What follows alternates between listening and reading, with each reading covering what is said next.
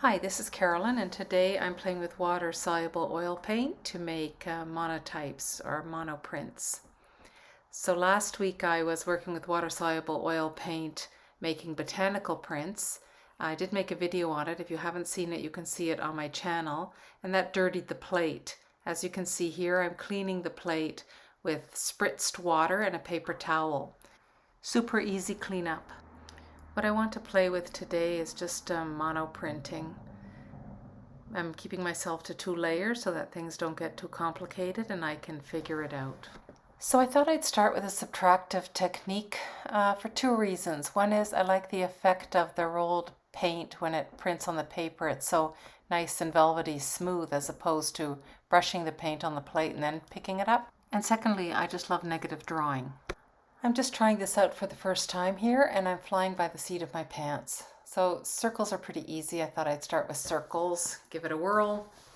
And I'm just doing this intuitively. So my plan is to take away the negative space around the shapes and leave the shapes. Maybe open them up a bit. I'm not being too fastidious about the removal. I do like a little bit of drag that makes it look printerly. Like when you see the block prints that have a little bit of block left in the movement of the cut. I like that. I'm using the base of the pad that this paper came from to register the print. I've put that pad under the plate and centered the plate on it, so I know that my print will be in the same place each time. So that's my way of registering, and I've just used a Baron to transfer the print paint to the paper. And look how lovely the texture of that oil paint on the paper is. So it is water-soluble oil paint and it doesn't halo. I've kept a couple of botanical prints around for a while now, and I noticed that the oil does not leach into the paper. So water-soluble oil seems to be a good idea. So I'm on the second layer. I decided to use a darker layer so that it would look like it's on top and I maybe won't see the orange and red through it. Not sure yet. I'm just playing with some sort of figurative stuff here just for fun that I will print over the yellow and orange circles. Just feeling my way around. So I played here for about 20 minutes. And of course the oil paint just stays wet, and you can even erase. But if you don't like what you've done, you can just take your brayer and you can go over a little bit of it, or you can go back over all of it. So it's a very forgiving way to work. Lots of fun. I'm just intentionally keeping things to big, simple shapes. Of course my imagination's going wild. I'm thinking of all the things that could be possible, but I'm trying to keep things simple and elegant for now.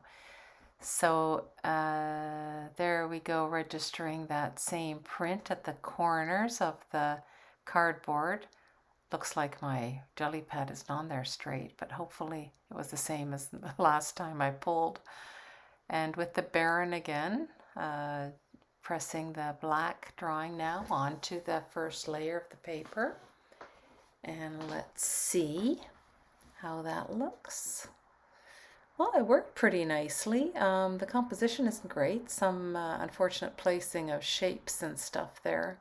So I'll try again. So I'll use the same colors since that worked quite nicely. And the same technique. That worked quite nicely. And I'll change the shapes just for something different. So this time I'm using stone shapes. And just leaving the stones and taking away the negative space around it. I'm using a wipey, but you can also use on the edge of a credit card. I did try that along the way. And you can use those rubber brushes, spatula brushes. So again, just using the template underneath, the back of the pad, same size and shape as the paper. Matching the corners. And transferring that print onto the paper. Again, it looks so nice, man. The potential for this is huge. I'm excited about that. And then preparing to work on the second layer, just do a little bit of a figurative drawing in there for fun. And I think I worked on this one about 15 minutes or so. I did cut a lot of the drawing video out, otherwise the recording would be much too long. So this is what I'm left with.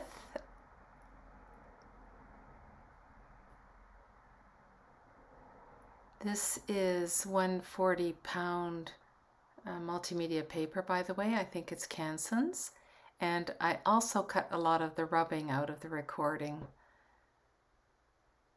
So here's the result, and I rather like it. Pretty happy with that. So I put it into the art app and had a look, and that's a go, I think. Keep it around for a while and see. So now I'm going to try it again with white base, and the white will pick up some color from the brayer and from the plate. I didn't clean everything thoroughly because I want that. I'm okay with that.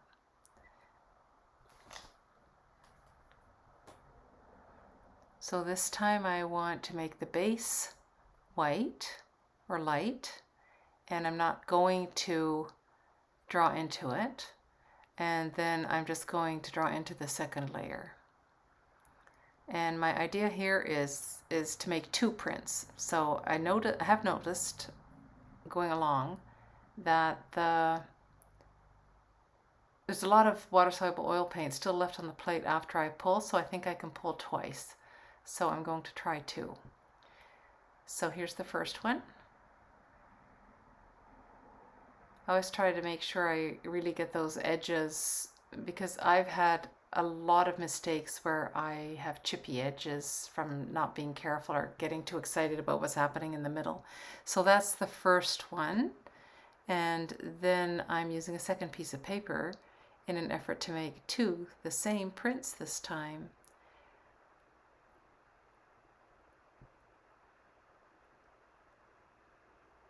So I think that's called monotypes, when you put something on a plate and then pull a couple of prints from it and they're not exactly the same. And then monoprints, I think, is when you're using some kind of a substrate and you can do multiple prints, but they don't always turn out the same, or you do something different each time for some reason. And then there's the challenge of printmaking, where you use a substrate and try to make a series of prints that are all the same. And they all require different skills, and I think even different media sometimes.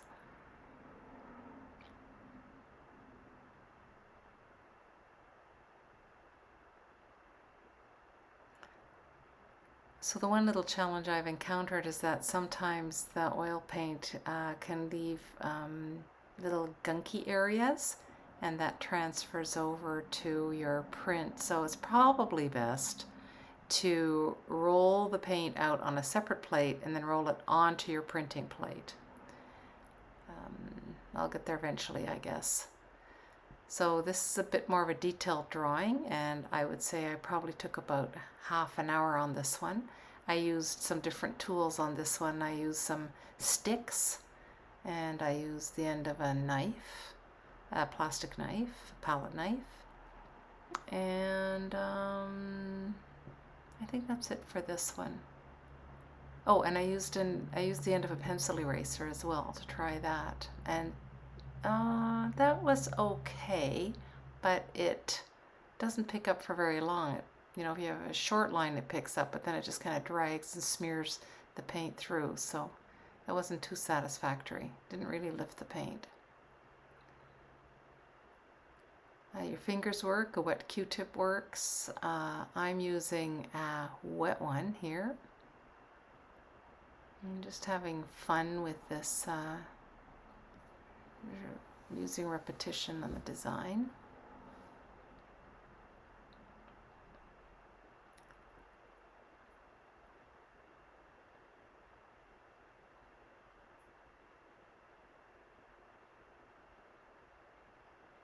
So I just left some of this in so you can see how slowly you can work. So that's how it ended up. That's what I end up with. It doesn't look like much, but spoiler alert, it turns out pretty good on the print. So now I'm going to put the prints on that I made before with the white background. I'm going to pull 2. Okay, there's the first one. And again, I'll cut some of this rubbing out, but I've been pretty careful with my hands and the baren to make sure I get a good transfer. And again, you can take your time. I mean, you could probably leave this on overnight and not to no end. Like, there's not going to make any difference.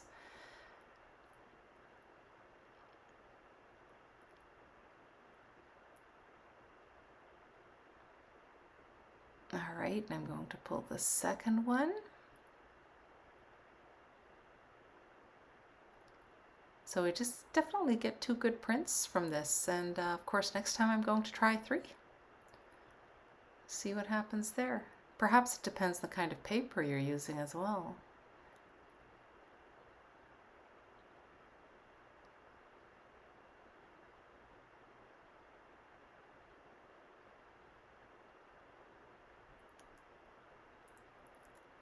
Okay, the design looks pretty sharp, and I used the art placement app to try it on a wall, and I like it. I'm pretty happy with it. So try it and show me what you do. I'm excited to see. If you like what you see, subscribe to my channel and show me what you do.